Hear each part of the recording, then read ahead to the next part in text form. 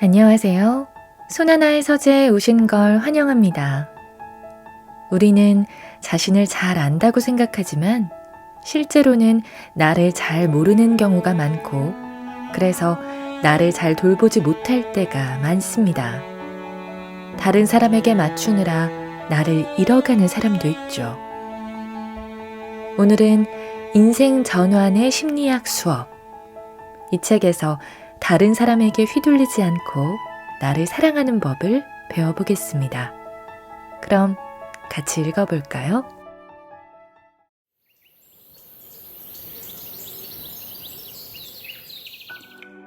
자신을 희생하는 것은 일종의 이기심이다. 이기심의 반대말은 희생인가?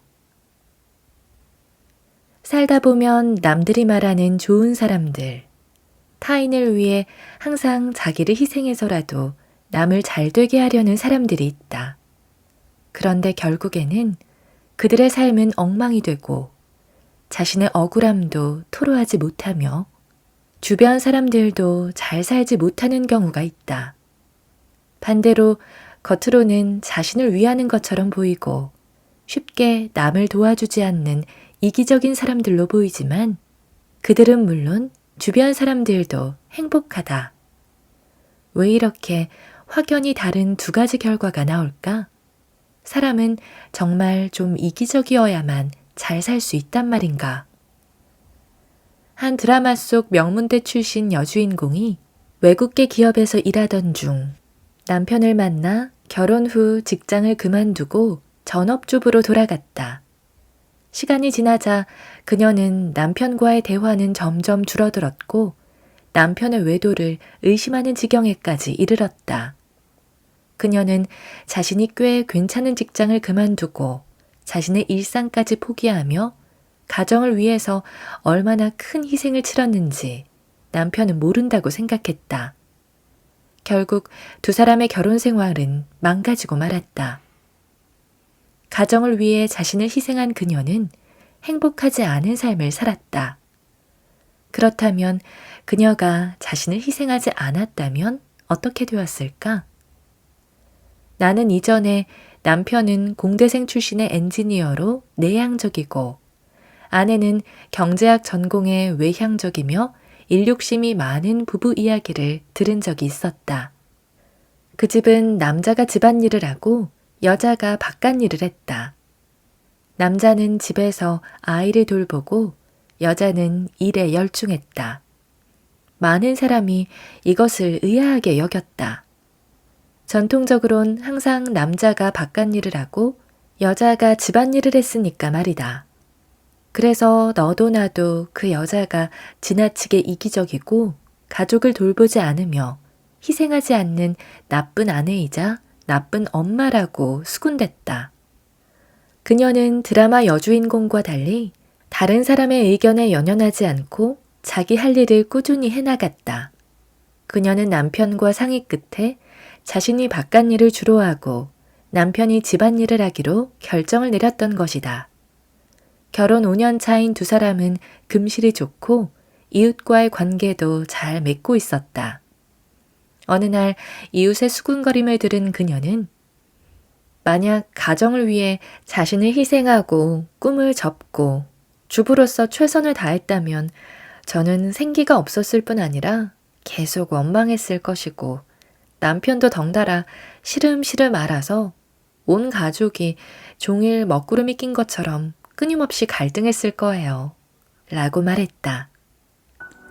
희생이란 사실 무언가를 얻기 위한 것이다.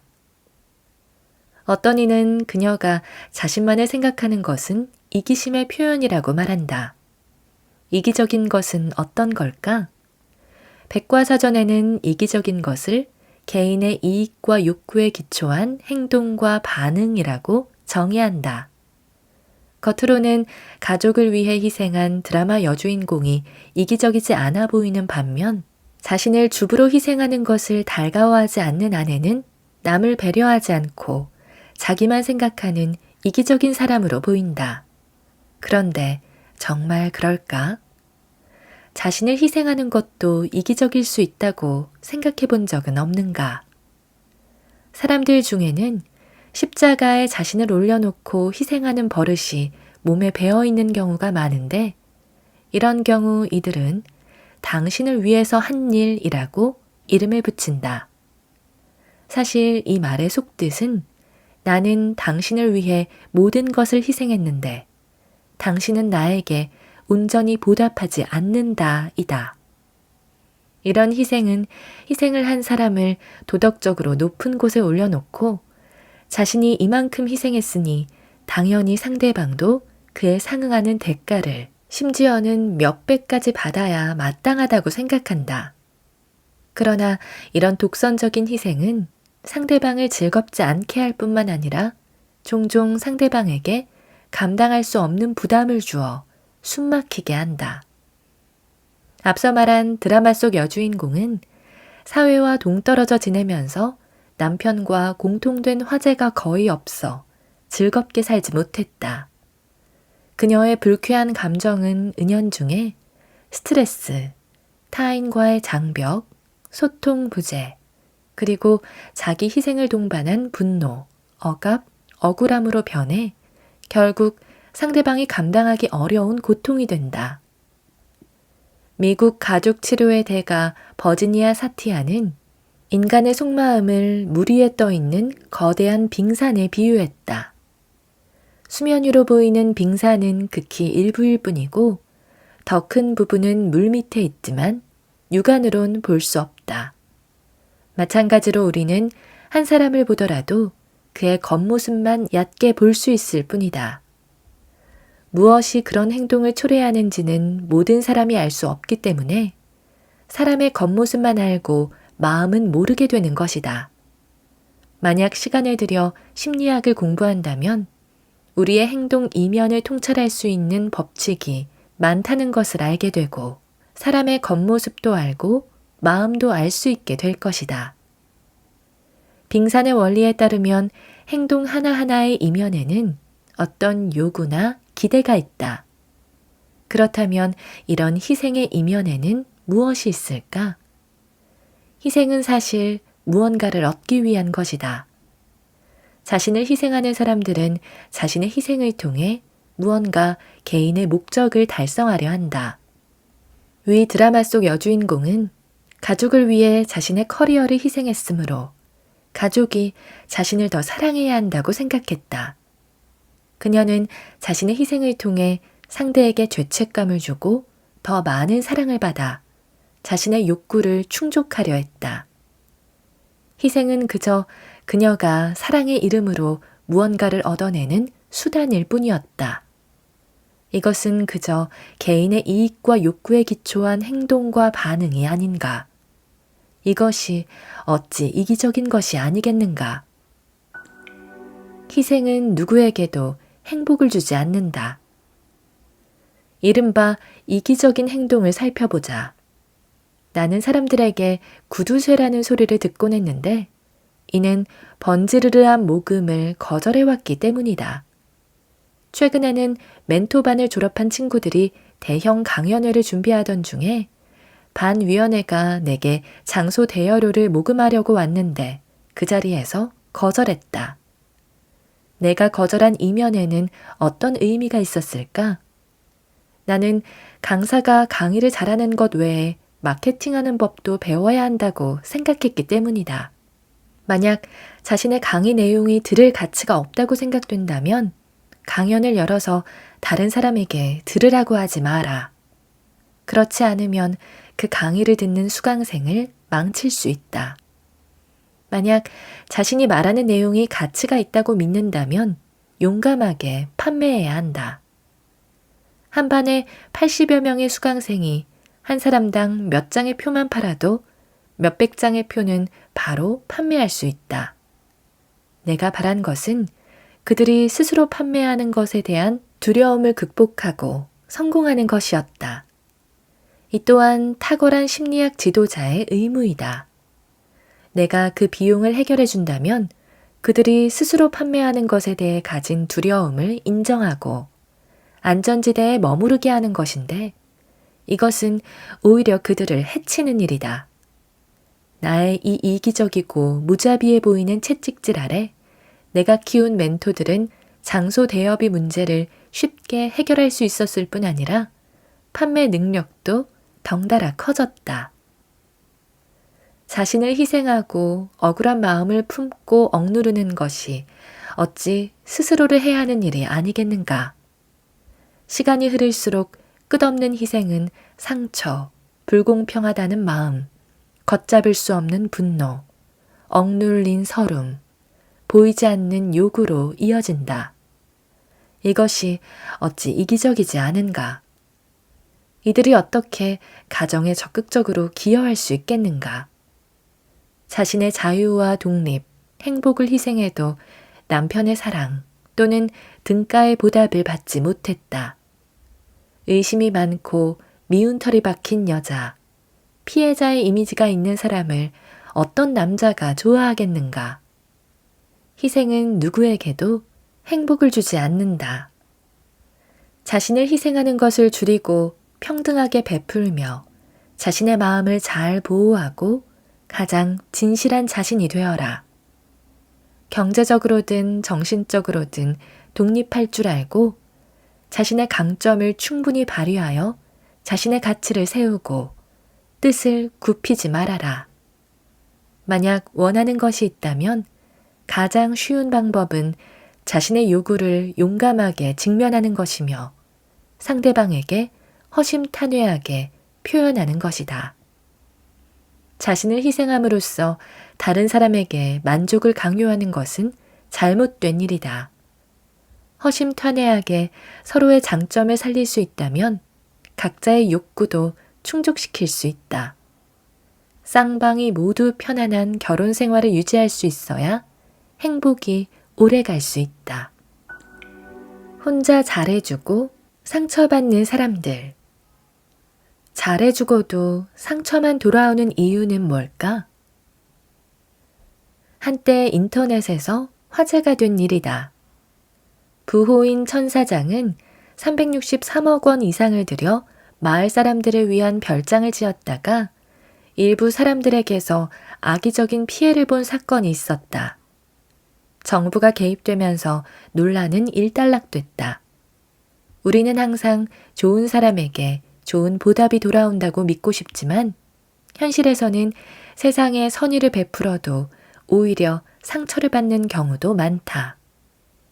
큰 돈을 들여서 좋은 일을 하려 한 천사장의 속내가 어떤 식으로 복잡하게 뒤섞여 있는지 모르나 이 사건은 비슷한 일로 수년간 시달렸던 류씨를 떠올리게 했다.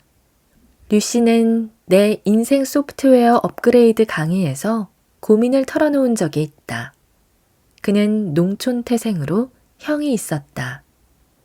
형은 시골에서 줄곧 청빈하게 생활했고 류씨는 일찍이 고향을 떠나 열심히 일해 형에게 늘 경제적인 도움을 주었다. 최근 몇 년 새 류씨는 자신의 노력으로 사업이 커지고 살림살이가 좋아져 차와 집을 모두 바꿨다. 형은 동생이 점점 잘 살게 되는 것을 보고 기뻐하는 한편 점점 더 많은 것을 요구하기 시작했다. 처음에는 형의 필요를 최대한 만족시켜 주려고 했다. 자신이 부유해졌으니 형을 많이 도와주는 것이 도리라고 생각했다. 하지만 형의 요구는 점차 들어주기 힘들어졌고 때로는 거절해야만 했다. 형의 불만은 차곡차곡 쌓여갔다. 마음속에 쌓인 불만은 화라산처럼 언젠가는 터져나오기 마련이다. 어느 해 청명절에 성묘 가족 모임에서 마침내 형이 폭발했다. 그는 가족들과 조상의 묘 앞에서 류씨를 나무라며 그가 양심 없이 오로지 자신만 즐기고 누리며 마음속에 형을 전혀 생각하지 않는다고 말했다. 여러 해 동안의 노력이 이런 원망으로 돌아오는 것을 보며 류씨는 억울하고 화가 났다. 그는 형과 크게 다툰 뒤 각자 자기 갈 길을 가자며 화를 냈다. 그러고는 다시는 형의 어떤 요구에도 아랑곳하지 않겠다고 결심했다. 그러나 어디 말처럼 형제 간에 냉정하게 연을 끊는 게 쉬운 일인가? 그렇다고 이전의 일을 묻어두고 도와주자니 과거 형이 쏟아낸 불평불만에 화가 풀리지 않는다. 생각할수록 그의 마음은 엉켜버린 실타래처럼 되어버렸다. 호의가 계속되면 권리인 줄 안다. 선의로 남을 돕다가 좋은 보상을 받지 못할 뿐 아니라 원망을 듣게 되는 경우가 있다. 이런 일은 일상에서 셀 수 없이 많다. 왜 인과의 법칙이 여기에는 적용되지 않는 것일까? 여기서 나는 호의가 계속되면 권리인 줄 아는 에피소드를 통해 이런 현상을 설명해 보겠다. 예전에 사이가 무척 좋은 두 집이 이웃해 살았다. 이들 중 한 가족은 근면하고 열심히 일한 덕에 상대적으로 집안이 부유했다. 어느 해 천재지변으로 수학이 형편없어지자 가난한 집은 굶기를 밥 먹듯 했다. 부자 이웃은 가난한 집에 쌀 한 되를 보냈다. 그러자 옆집은 정말 생명의 은인이구나 라며 매우 감격했다. 힘든 시기를 보낸 후 가난한 집은 이웃에게 감사를 표했다.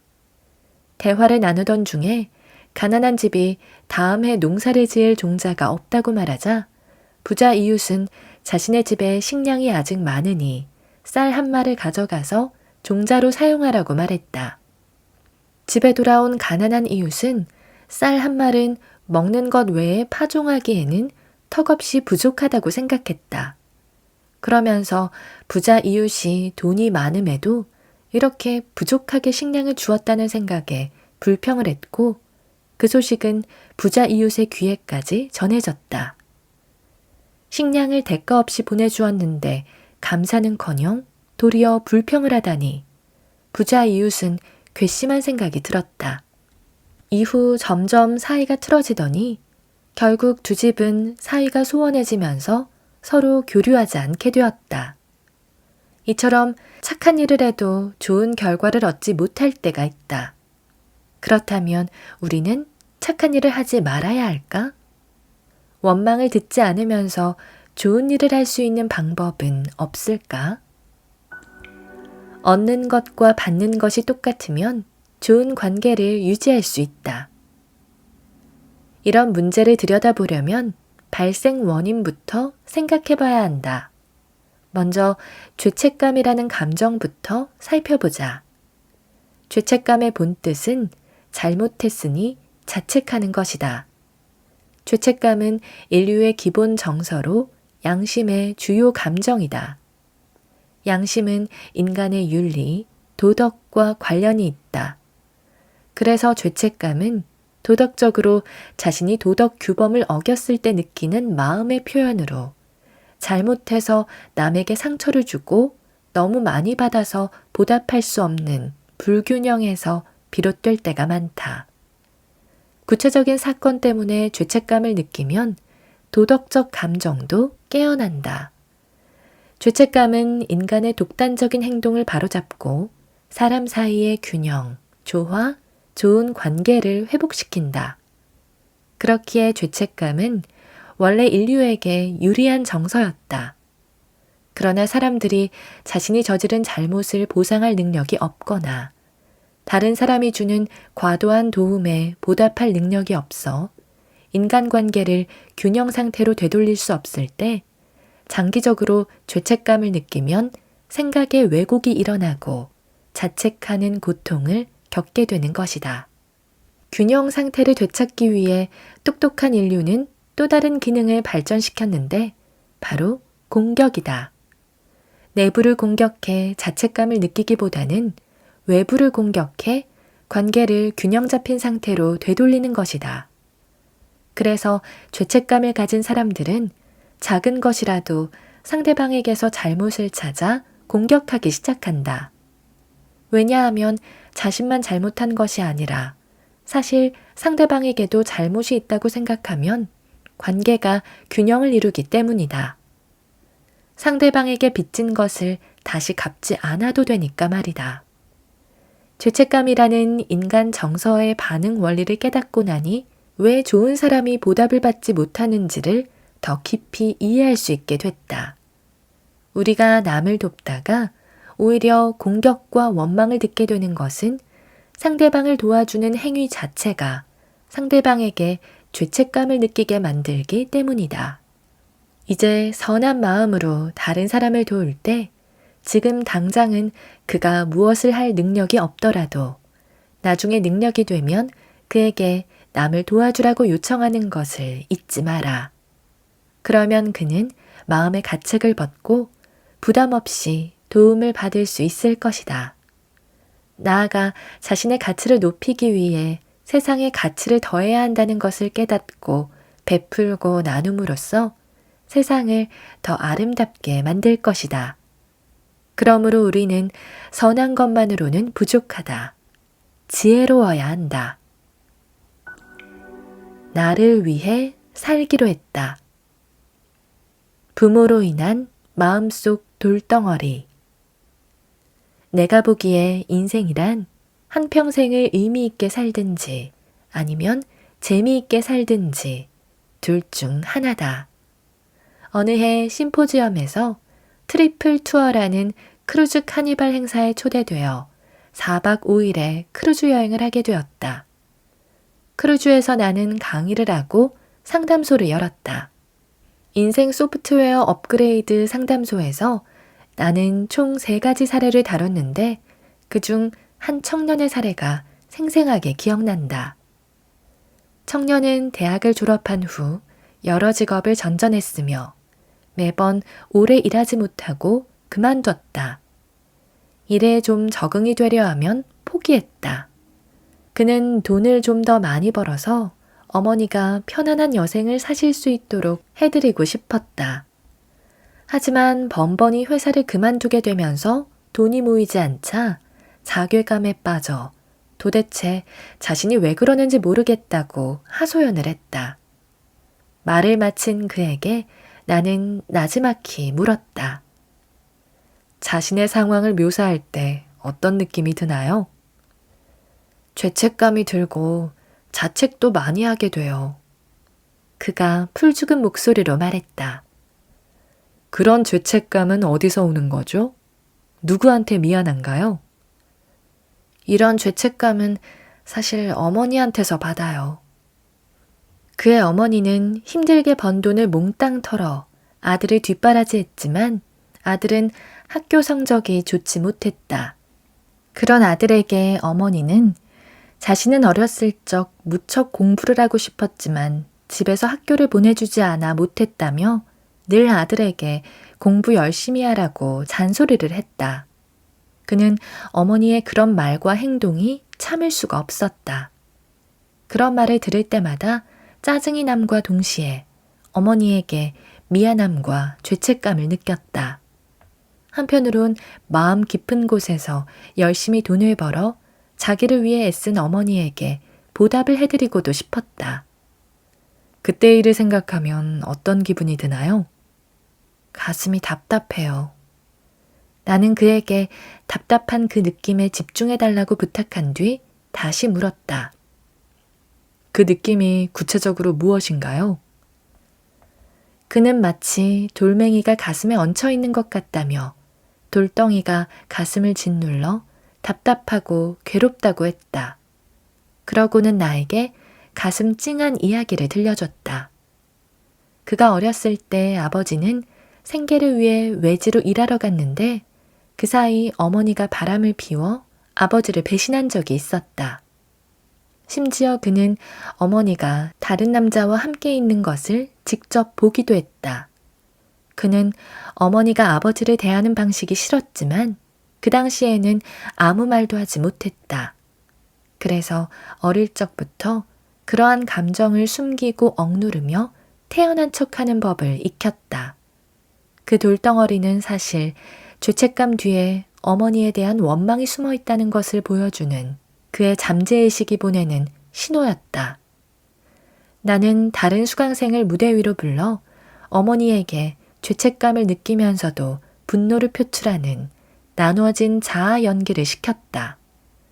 몇 번이나 두 감정이 왔다 갔다 하는 모습을 지켜본 뒤에야 청년은 그제서야 자신의 문제를 알겠다며 연신 고개를 끄덕였다. 나는 깨닫는 것만으로는 소용없다는 것을 안다. 중요한 것은 그가 자신의 마음속 원한을 풀고 그 마음의 돌을 내려놓는 것이다. 그 돌이 있는 한 그는 행복한 일상을 살 수 없기 때문이다. 마음속 돌덩어리를 내려놓지 못하면 그는 계속 자신을 망가뜨려 갈 것이다. 그 뒤에 진행된 치유 과정은 더는 이야기하지 않겠다. 기본 원리는 그가 내면의 깊은 분노를 풀고 어머니에 대한 원망을 변화시키는 것이다. 생각이 바뀌자 결국 그는 어머니에 대한 원망과 분노를 풀었고 더는 어머니를 위한 삶이 아니라 자신을 위한 삶을 살아야 한다는 것을 깨달았다. 우리의 생명은 부모에게서 나오지만 그렇다고 해서 우리가 부모를 위해 살아야 하는 것은 아니다. 하지만 안타깝게도 부모에게는 부모의 인생이 있고 우리에게는 우리만의 인생이 있다는 것을 모두가 알지는 못한다. 그렇기에 우리는 많은 사람이 각자가 태어난 가족 문제의 그늘 속에서 고통스럽게 살아가는 것을 어렵지 않게 발견할 수 있다. 모든 사람은 더 나은 인생을 살 가치가 있다. 그렇기에 나는 더 많은 사람이 이 점을 깨닫기를 바란다. 내면이 아름다운 사람. 크루즈에서 보낸 시간은 의미도 있고 재미도 있었다. 음식들은 기대 이상으로 푸짐했다. 그날 나는 다케시 홍 선생과 크루즈의 레스토랑에서 미슐랭 3급 레스토랑에 필적할 만한 맛을 봤다. 맛있는 음식과 프랑스 와인을 맛보며 창밖으로 노을빛이 만갈래로 비치는 것을 바라봤는데 정말로 장관이었다. 이 식당은 크루즈 전체에서 유일하게 요금을 받는 식당으로 아래층에는 다양한 음식을 무료로 제공하는 곳이 많았다. 나는 레스토랑에서 한 젊은 지인 부부를 만났는데 그들이 음식 한 끼를 위해 아낌없이 돈을 쓴다는 사실에 조금 놀랐다. 이곳은 꽤 비싸지만 훌륭한 식당이죠. 정말 즐길 줄 아네요. 크루즈 여행은 생애 처음인데 당연히 좋은 걸 누려봐야죠. 여기 음식이 아주 좋다면서요. 그래서 한번 먹어보고 싶었어요. 나는 이 부부가 레스토랑을 운영한다는 것을 알고 있었다. 여기 빵이 참 맛있더라고요. 선생님의 레스토랑에서도 이 정도로 요리할 수 있나요? 단장님, 언제 와서 한번 드셔보세요.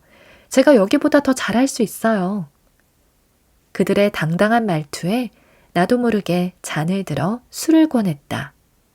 얼마나 자신감이 넘치는 부부인가.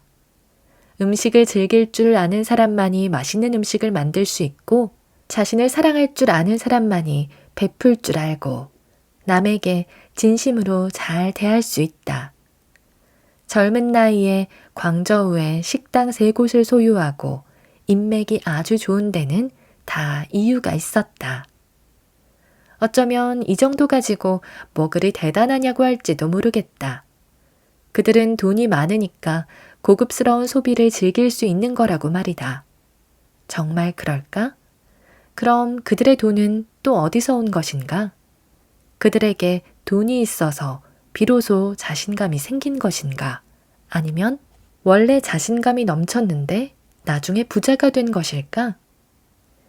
내면에 있는 것이 밖으로 나타난다는 말이 있다.